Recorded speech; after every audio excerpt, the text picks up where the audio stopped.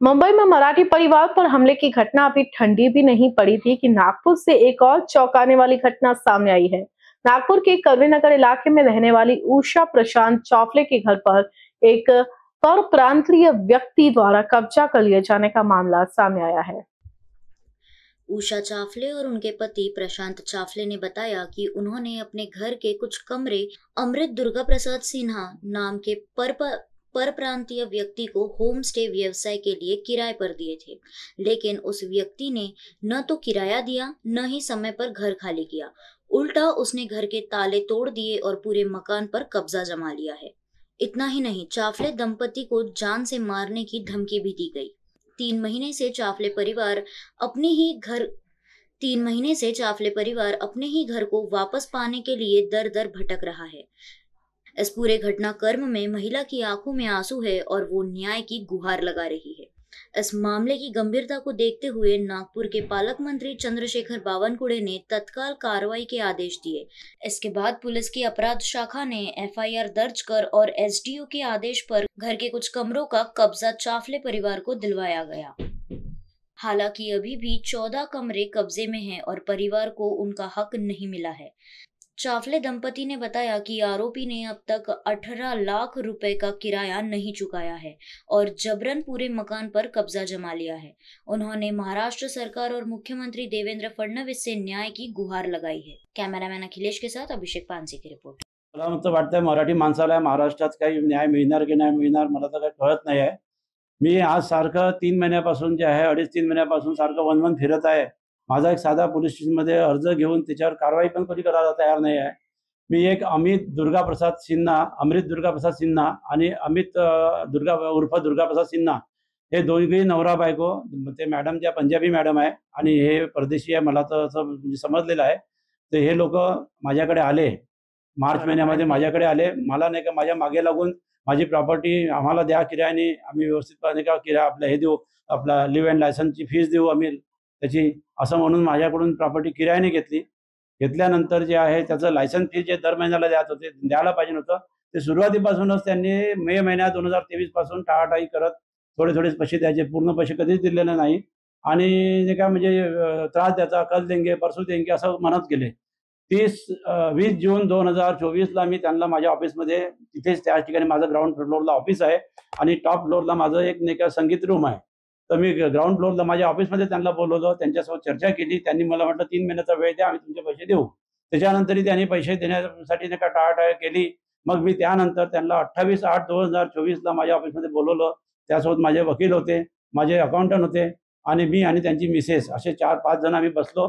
बसल्यानंतर त्यांनी मला लिहून दिलं, असं लिहून दिलं त्या कागदामध्ये की 24 जून 2024ला जे आहे, 24 डिसेंबर 2024ला मी तुमचे पूर्ण पैसे देईन, नाहीतर मी तुमचं पोझिशन वॅकेट करून देईन म्हणून पूर्ण खाली करून देईन, असं त्यांनी रायटिंगमध्ये मला लिहून दिलेलं आहे। मग त्यानंतर माझ्या मुलीचं लग्न असल्यामुळे मी लग्नामध्ये 2 महिने बिझी होतो। बिझी झाल्यानंतर तरी पण मी तिला मेसेज करत होतो की मला पैशाची गरज आहे, लग्न आहे माझ्या मुलीचं, मला पैसे द्या। 18 लाख रुपये तिच्याकडे घेणं निघत होते माझ्या एप्रिल महिन्यामध्ये। तिने मला व्हॉट्सअप केला कि आपको जो करना है करो, जो एक्शन देना है ले लो, हम आपको जवाब दे देंगे, असा मला एक्शन केला, व्हॉट्सअप केला आणि मला धमकवलं की हम मिलने को नहीं आएंगे और हम पैसे भी नहीं देंगे म्हणून, असं मला तिने रायटिंगमध्ये व्हॉट्सअप केला। पोलिसांकडे 7 तारखेला मग तिने मला व्हॉट्सअप केला की हम पैसे देंगे नहीं, जो बनता कर लो। मग मला काहीच पर्याय नव्हता म्हणून मी सोनेगाव पोलीस स्टेशनला 7/4ला जाऊन पहिले अनेक ॲप्लिकेशन केली की या बाईंनी माझे असे पैसे दिलेले नाही आणि मला धमकवत आहे। मला आणि पोलिसांना म्हटलं मला न्याय द्या, पण मला तिथं न्याय ज्या हिशोबाने मला पाहिजे मला मिळाला नाही। शेवटी त्यांचीच बाजू थांबवली। पोलिसांनी मला माझे पैसे घ्यायचे त्याच्यावर काहीच बोललेलं नाही। तुम्ही त्यांच्याचं ॲग्रीमेंट केलेलं आहे म्हणे, लिव्ह अँड लायसन्सचं ॲग्रीमेंट आहे, त्याच्यामुळे तुम्ही आता ते कोर्टातून काय करायचं करा, असं मला त्यांनी सांगितलं। मग त्यानंतर जे आहे मी जे आहे त्यांना जे आहे पैशाची जी काय मागणी सारखी तिथं करत होतो।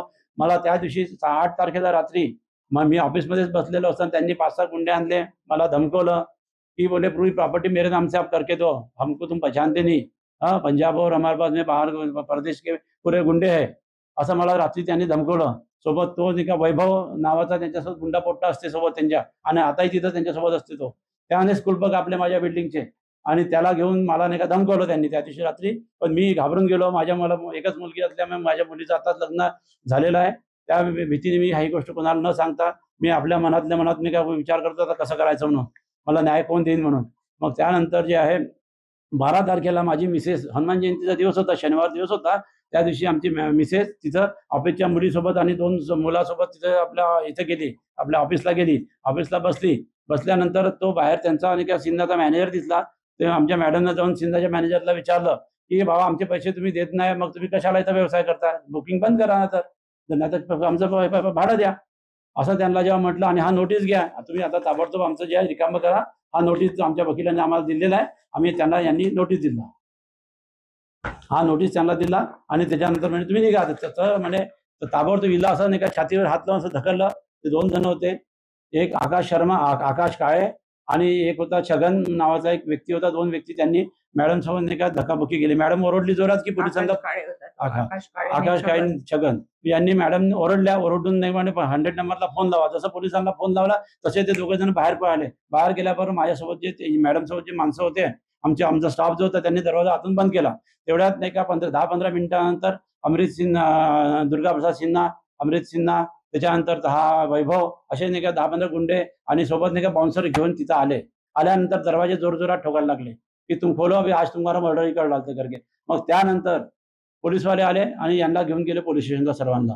मग त्याच्यानंतर माझ्या मुलीनं जे आहे, माझ्या मिसेसनं मुलीला फोन करून बोलवलं की तू लवकर ये, असं असं घडलेलं आहे, आपल्याला पोलीस स्टेशनमध्ये जावं लागेल म्हणून.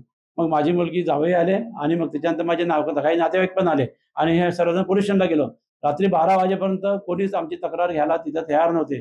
12 वाजून 8 मिनिटांनी ते आमच्यावर FIR केला की आम्ही त्यांना जबरदस्तीने बाहेर काढलं म्हणून. असं आमच्यावर खोटी FIR केली त्यांनी. आम्ही आमच्याच ऑफिसमध्ये बसलेलो होतो, आमचं तिथं प्रॉपर ऑफिस आहे. हा, आणि आम्ही त्यांना फक्त तिथे एक रिसेप्शन काउंटर दिलेला आहे आणि 14 रूम त्यांनाच दिलेले आम्ही किरायाने. काही गुन्हा दाखल झालेला आहे. हा, तर मग या सर्व गोष्टी झाल्यानंतर मला त्यांनी तोडफोड करून नाही का जबरदस्तीनं तिथं नाही का दरोडा टाकला. सर्व टीव्ही बंद केले, कॅमेरे चोरले, तिथले CCTVचा DVR चोरला. चोरल्यानंतर आम्ही परत तक्रार केली पोलिसांना, पण त्याचा काही त्यांनी दखल घेतली नाही, गुन्हा दाखल केला नाही. 40 दिवस झाले. पण त्या मध्ये CP साहेबांना आम्ही पत्र दिलं. CP साहेबांनी मला बोलून सांगितलं की आम्ही तुम्हाला न्याय देऊ, तुम्ही नाही का क्राईम ब्रँचला जे काही घडलेलं ते सर्व सांगा. मग क्राईम ब्रँचला मातनीकर साहेबांनी आम्हाला योग्य ते मार्गदर्शन केलं आणि PI देशमुख साहेबांनी पूर्ण नाही का चौकशी करून, या घटनेची पूर्ण चौकशी करून FIR त्यांच्यावर दाखल करण्यासाठी 26 तारखेला सोनेगाव पोलीस स्टेशनला पाठवलं. पाठवल्यानंतर तिथे परत वरिष्ठ अधिकाऱ्यांनी त्यांना जे आहे की FIR करण्यासाठी मनाई केली. मग आम्ही परत आलो. आल्यानंतर मग परत आम्ही 28 तारखेला जे आहे 27 तारखेला CP साहेबांना जाऊन भेटलो. त्याच्यानंतर DCP साहेबांना भेटलो. त्यांनी सांगितलं की नाही, दोन्ही पार्टीला बोलून आम्ही समझोता काय होईल तर बघतो, त्यांना समजवण्याचा प्रयत्न करतो. पण त्यांनी सरळ त्यांना सांगितलं मेरी प्रॉपर्टी है, मैं छोडूंगा नहीं. मला पण त्यांनी हेच म्हटलं मैं 20 साल तर छोडूंगा ही नहीं बोले, भाडा भी नहीं दूंगा तुमको बोले, अशी मला धमकी दिली. त्याच्यानंतर मग आम्ही शांत झालो. मग त्या दिवशी जे आहे 28 तारखेला यांना जेव्हा बोलवलं होतं क्राईमच्या ऑफिसमध्ये, तर क्राईमच्या ऑफिसमध्ये यांनी न येता मेडिकल सर्टिफिकेट पाठवलं. 8 दिवसाची वेळ मागितली. मग ती वेळ संपल्यानंतर परत पोलिसांनी त्यांना क्राईमच्या ऑफिसमध्ये बोलवलं. त्यात माझं 40 दिवसापासून आमचं ऑफिस त्यांनी, आमचं हॉल सगळं आमच्या पूर्ण बिल्डिंगवरती कब्जा करून ठेवलेला आहे. आणि आता फक्त आम्हाला ऑफिस आणि वरचा मजल्याचा SDO मार्फत आम्हाला ताबा मिळालेला आहे. अजूनही 14 रूम त्यांच्याच ताब्यात आहे आमच्या. आणि 7 महिन्यापासून त्यांनी आम्हाला पेमेंट केलेलं नाही आहे. त्यांनी आम्हाला किराया दिला नाही आमच्या प्रॉपर्टीचा. आणि आजही तिथे ते आपले बॉन्सर आणि सगळे गुंडे लोक घेऊन तिथं बसलेले आहे. आमच्या जीविताला धोका आहे. आम्ही आमचं ऑफिस तिथे कसं वर्किंग करायचं, काय करायचं आम्हाला कळत नाही आहे.